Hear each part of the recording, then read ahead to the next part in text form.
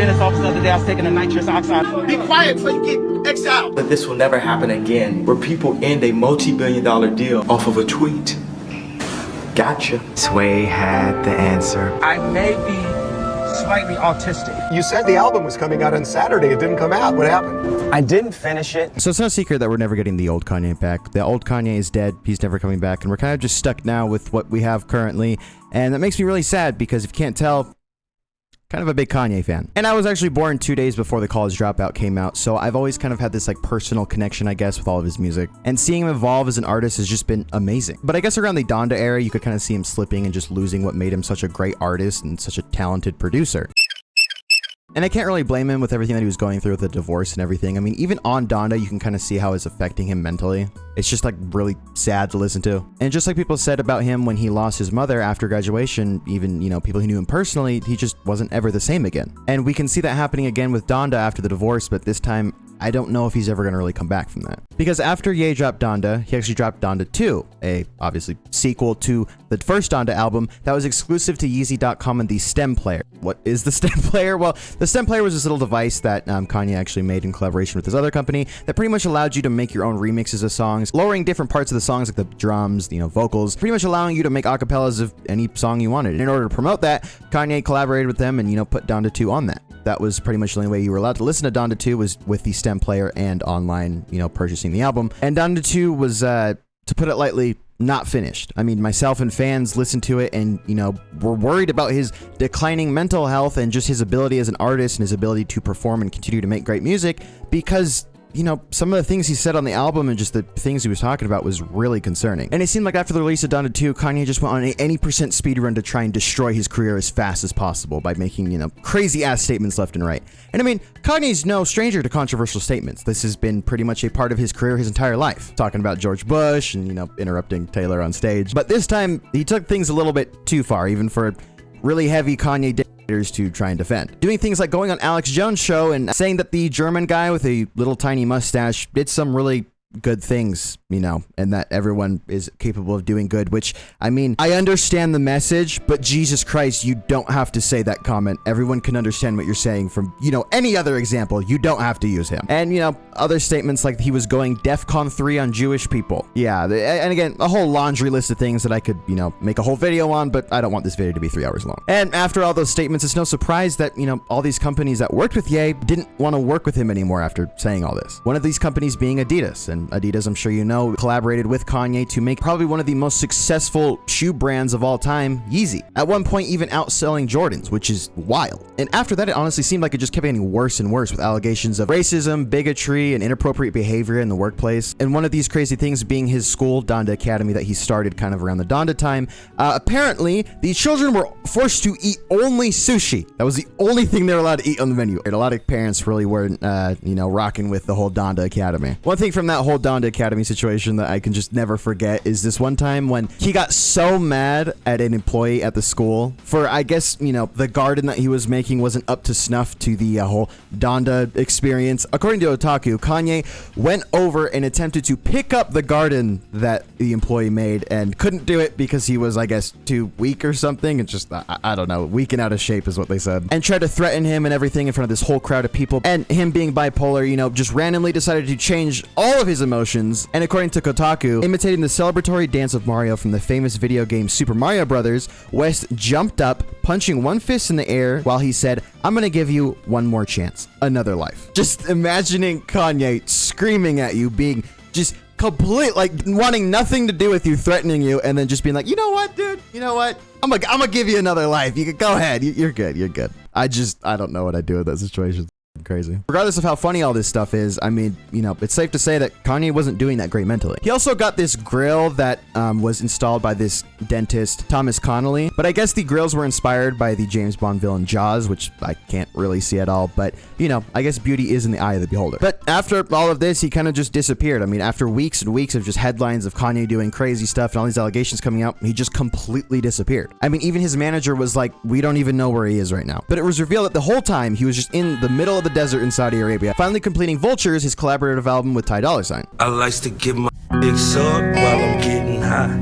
Make a deep or the mouth never get It was also announced to be a 3-part album run. So we were expecting to see a whole bunch of new Kanye throughout the year, just getting really excited to hear some new music from Kanye because it had been a couple years since Donda dropped. And obviously, you know, Donda 2 wasn't a complete album, so no one really cared for that. But when Vultures actually dropped, it was kind of a mixed bag between reviewers and Kanye fans. I mean, Kanye fans like myself thought it was pretty good. You know, they had a couple of really good songs in there. And even Carnival, one of the singles from Vultures, went viral. And like I said again, I thought it was pretty good. I mean, even Peggy was allowed to collaborate on the album, and you can even hear his like style of drums on it. So it was really cool seeing Peggy finally be able to do music in the mainstream. But some people like Melon, the Needle Drop, Anthony Fantano, whatever you call him, said that Vultures 1 was just unreviewable due to the actions of Kanye in the past, even just leading up to the album. But for people that did enjoy the album and enjoyed singles like Carnival, to them, Kanye was back. He's finally back in his bag. He's locked in, and we can finally enjoy Kanye again. And they even performed at Rolling Loud, which was crazy. I mean, Kanye hadn't performed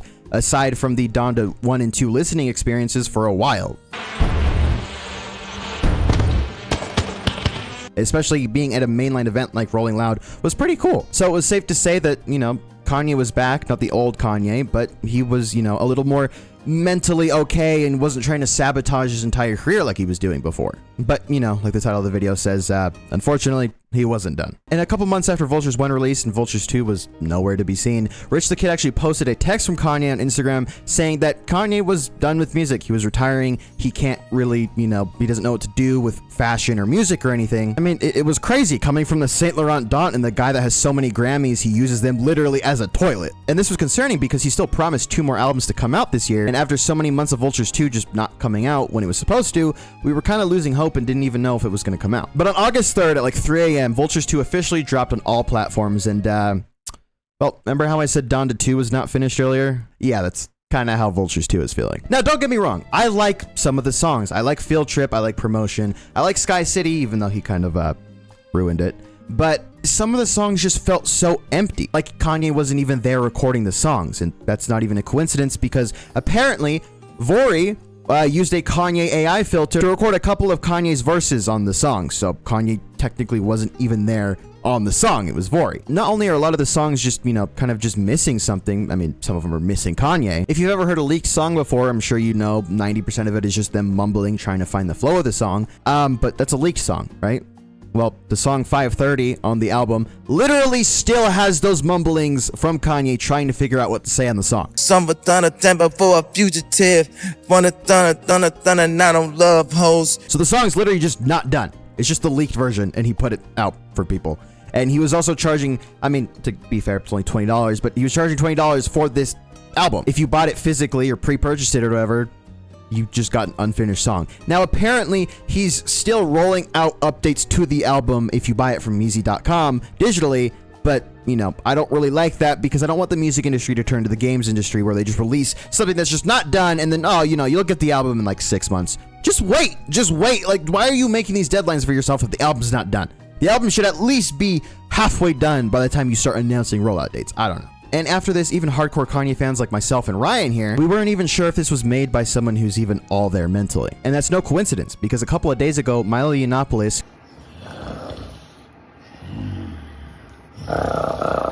who, if you don't know who he is a political commentator from back in the day when YouTube was all about, you know, SJWs getting owned compilations and everything. And Kanye actually made him chief of staff kind of in between the Vultures 1 and Vultures 2 era. And Milo tweeted some crazy explanations as to why Ye might be acting like this. And according to him, the reason why Ye is no longer capable of successfully releasing music or clothing. But apparently Kanye's dentist, Tom Connolly, the same dentist who put the crazy ass grills in Kanye's mouth, and little side note, sorry, when I was researching this, I tried to find a picture of this dentist, and I was so in denial that this is what he actually looks like, because he literally looks like a TikTok dropshipping guru. And I also just realized he kind of looks like the guy who, you know, I like to fuck my fans. But now that you see his dentist, someone that has access to prescription medication and a whole bunch of other illegal, you know, things to do recreationally, I'm sure you can kind of see where this is going. Milo went on to say that allegedly Connolly got Ye hooked on nitrous laughing gas and said that he believes that allegedly, I'm sorry, I keep saying allegedly, I know it's really annoying, but, you know, I'm just trying not to get sued here, that Connolly wanted to make Kanye sedated and loopy so that his friends could manipulate him out of millions of dollars. And when Milo tried to intervene,